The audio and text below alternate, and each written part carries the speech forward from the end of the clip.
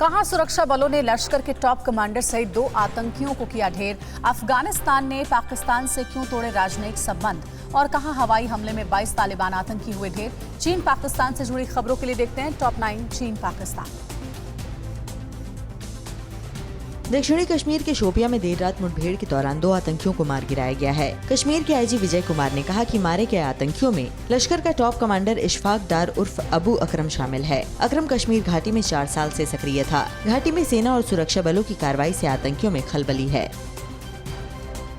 राजदूत की बेटी के अपहरण की घटना से नाराज अफगानिस्तान ने पाकिस्तान से राजनयिक संबंध तोड़ लिए हैं। राष्ट्रपति अशरफ गनी ने पाकिस्तान से राजदूत को वापस बुला लिया है। अफगान राजदूत की बेटी के अपहरण के बाद ये फैसला लिया गया। राष्ट्रपति के आदेश के बाद अफगानिस्तान के राजदूत और दूसरे अन्य राजनयिक इस्लामाबाद छोड़कर काबुल लौट आए हैं। इस्लामाबाद से राजनयिकों को वापस बुलाने के बाद अफगानिस्तान पाकिस्तान संबंध तनावपूर्ण दौर में है। पाकिस्तानी विदेश मंत्रालय ने कहा कि अफगान सरकार का फैसला दुर्भाग्यपूर्ण और खेदजनक है। इसका प्रभाव तालिबान और अफगान फौज के बीच चल रही जंग पर भी पड़ेगा। इस बीच अफगानी राजदूत से पाकिस्तानी विदेश सचिव ने मुलाकात कर सुरक्षा का भरोसा देने की कोशिश की।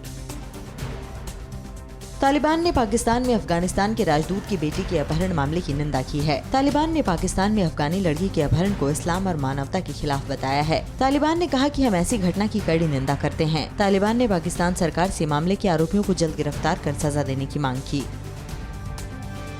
अफगान सरकार और तालिबान ने संयुक्त बयान जारी कर कहा कि दोनों पक्षों ने समझौता होने तक हाई लेवल बातचीत जारी रखने का फैसला किया है। ये काम वो पूरे अफगानिस्तान में मानवीय सहायता प्रदान करने के लिए करेगा। अफगान सरकार और तालिबान के बीच सुलह का रास्ता निकलने तक हिंसा का दौर जारी है।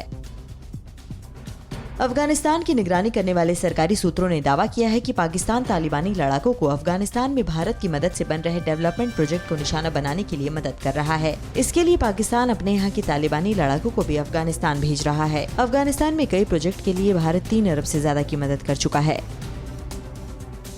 अफगानिस्तान के रक्षा मंत्रालय ने कहा कि रविवार सुबह हेलमंद प्रांत के ग्रिशक जिले में एएफ के किए गए हवाई हमले में 22 तालिबानी आतंकवादी मारे गए हैं और अन्य 6 घायल हो गए। इसके अलावा 6 मोटर बाइक, हथियार और भारी तादाद में उपकरणों को नष्ट कर दिया गया है।